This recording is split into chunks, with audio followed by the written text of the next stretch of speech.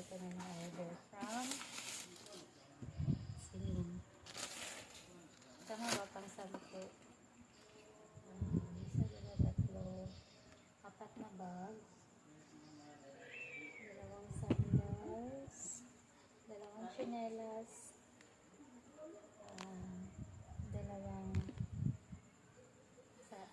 apat ang sandals pala. Tsaka ito, isang pitaka, coin purse actually. And then ito naman, first time ko ang order na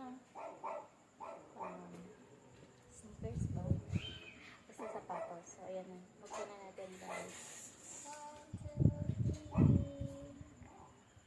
Ay. Ayan, may tako pa pala siya. Wala kasi akong ganitong sapatos.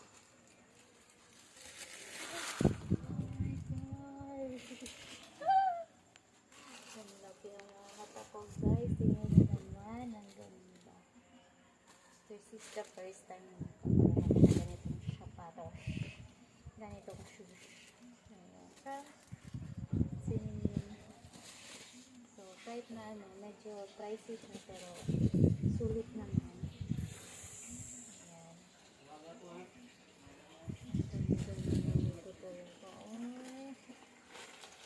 Actually guys, hindi ko alam ba't na-order ko ito. So, yung time na yun, inaantok ako. Tapos napa-check out ako.